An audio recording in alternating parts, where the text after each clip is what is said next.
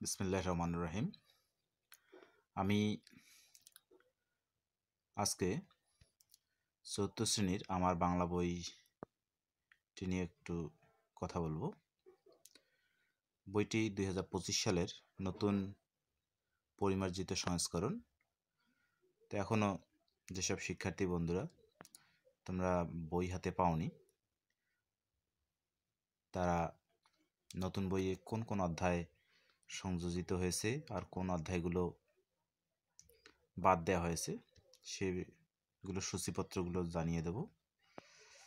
তোমরা যাতে যেন অনলাইন সংস্করণ সংগ্রহ করেও আপাতত পড়ালেখা চালিয়ে যেতে পারো, অথবা পুরাতন বই সংগ্রহ করে পড়ালেখা চালিয়ে নিতে পারো। তো বইটি যে পুরাতন বইয়ের কভার পৃষ্ঠা আর নতুন বইয়ের কভার পৃষ্ঠাটা একটু পরিবর্তন করা হয়েছে। এখানে গ্রাম বাংলার প্রকৃতি তুলে ধরা হয়েছে।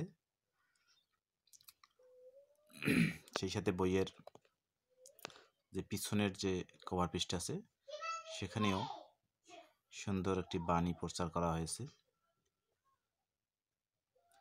বলবীর চির উন্নত মমশির, হাত ধুই সুস্থ থাকি, এবং জাতীয় শিক্ষাক্রম ও পাঠ্যপুস্তক বোর্ড বাংলাদেশের এখানে কিউআর কোড দেওয়া আছে।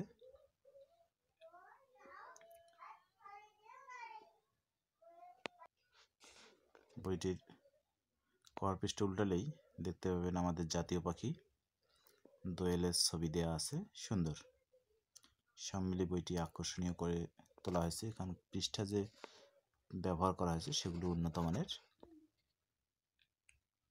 এবং মুদ্রণ সুন্দর হয়েছে।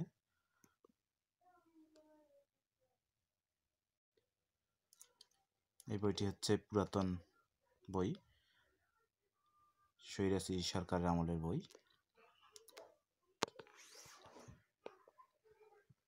এবং এই দুইটা বইয়ের আমি সূচিপত্র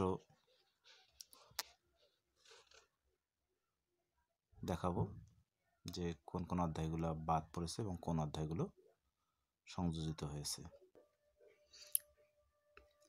২৪ সালের পুরাতন বইয়ের যে সূচিপত্র, সেখানে যে গোল দাগ দেওয়া হয়েছে বাংলার খোকা, মুজিব মানে মুক্তি আর মোবাইল ফোন, এই 3টি অধ্যায় বাদ দেওয়া হয়েছে।